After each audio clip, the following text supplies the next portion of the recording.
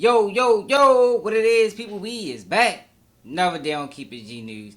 And today we in Florida, Miramar, Florida, Broward County, Florida, to talk about Ynw Melly case, man. We just got an explosive update in the case. And if y'all been following my coverage on this case, I've been consistent the whole time. Never wavered. Now, the reason why I never wavered in the case, because like I said, for the people that have been following me, y'all know I've been through these type of cases, you know, in my own personal life. And I know what to look for, man. And it's too many inconsistencies, man. Like, the case is riddled with them, you know, from start to finish, from the time they started an investigation on Melly and everything in between, you know. And I based that solely off just when the defense gave their opening statements and they talked about these other witnesses or these other suspects that never got pursued. It was all personal. That's one of the first things I noticed when I spoke on this. The very first time when the trial started is the prosecution team, they taking this personal. They ain't looking at it like business. And that's not good practices when you try and secure a conviction, you know. Don't want to get your emotions tied into it. And saying like to me, that's what's going on. Now, before I get into this breaking news, this explosive news of what happened today in court, I got to take y'all into what happened yesterday. Already said to Deputy Morrell, you need to say you were here when I served that search warrant. And it was kind of like an awkward moment.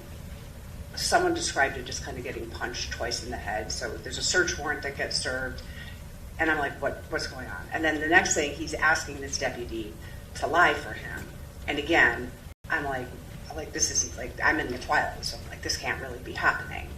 Deputy Gorell didn't say anything of any substance. I think he said, is there anything I'm needed for anymore, or something like that. I don't remember if he said anything at all. It was just a very awkward moment after Detective Moretti said that to him. And you specifically remember what was said? I vividly remember what was said, yes. Do you disagree with what's contained in it?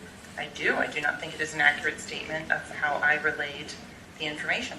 The first sentence indicates that the lead ASA assigned to this matter relayed to SAO administrators that she spoke with Detective Moretti. Sorry. I thought that's... That she spoke with Detective Moretti in regards to this incident, and that Detective Moretti explained that his statement to Deputy Gorell was a joke. Okay. So, is that true that Detective Moretti said to you that what he said was a joke? No. What was intended to be conveyed was that Deputy Gorell, his response was flippant in nature. That was the joking aspect of it. Jamie King filed a complaint against Mark Moretti for allegedly using force against her. When the defense found out about this, they said it was a Brady violation. So yesterday, they was going back and forth between the defense and the judge. We all seen that on the last video I did. And it was all about this Brady warning or this Brady rule that was broken, you know, because the defense team believed that it was evidence that Detective Moretti is a liar. And he may have got evidence cheating. Basically, he got evidence the wrong way. Let's just say it that way. You know, he went through Ynw Melly's mother's phone without another detective being present. You can't do that. You know, because they don't want to get to a situation in court where it's my word versus his. You know, they got to have that witness to put the stamp on it, you know. It's kind of hard to refute something if two people saying it as opposed to one, you know. So that's why that was a major rule, or that was a major law that was broken, and that's why the defense feel like how they feel, you know. This evidence should have been disclosed to us previously, you know, because it brings into question his character. You know, can you really trust him?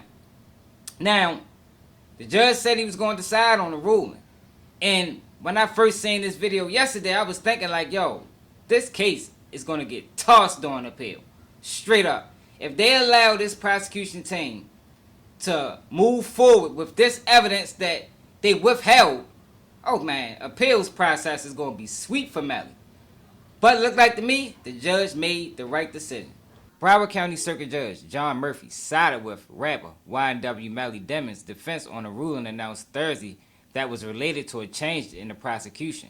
The defense for Demons, 24, asked Murphy to replace the lead prosecutor in the murder case, citing the alleged cover-up of a report that a Miramar detective had asked a Broward Sheriff Office colleague to lie about being present while serving a search warrant.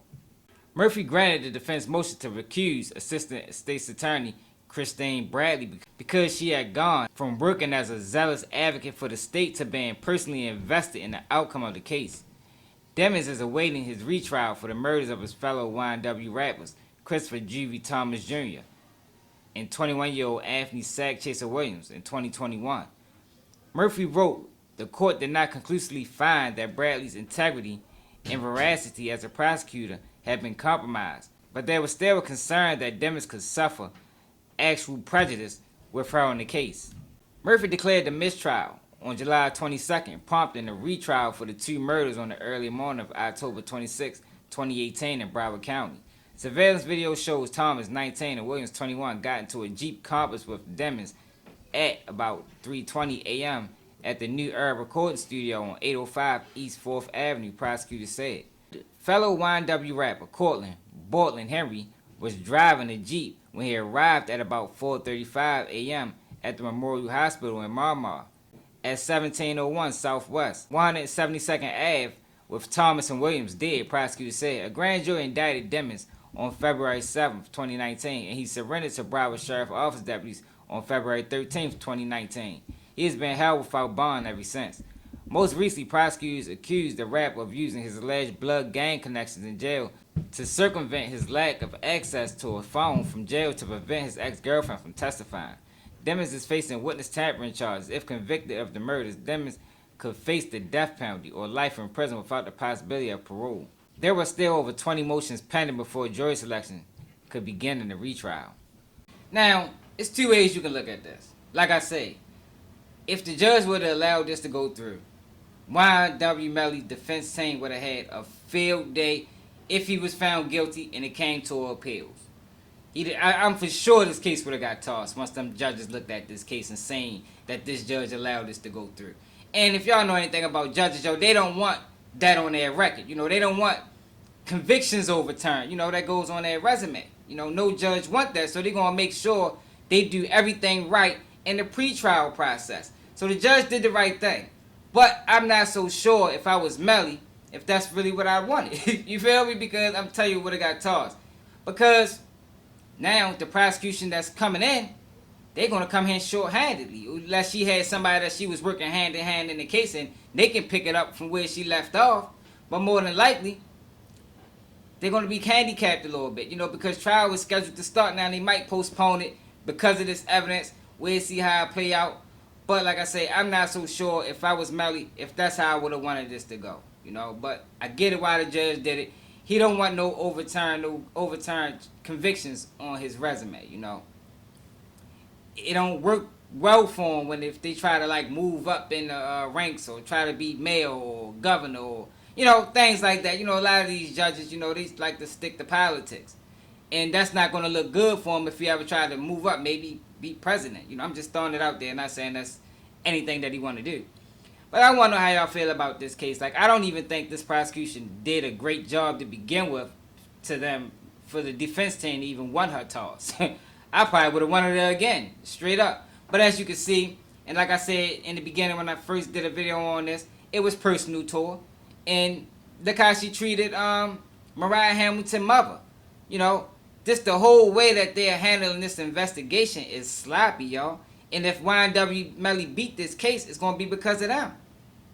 The investigation was bungled from start to finish.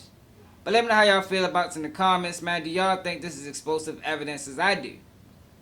Or, it don't matter. Ynw Melly going to get found guilty. He only got off 9-3 last time. They don't have a long way to go to secure a conviction, if you look at it that way. Let me know in the comments. Make sure y'all like, comment, share, subscribe to the channel. Just keep it G News. Nigga can't do what I do, y'all niggas can't copy me. Let's keep shit G. Let's keep shit G. Let's keep the shit G. Let's keep shit G. Let's keep shit G.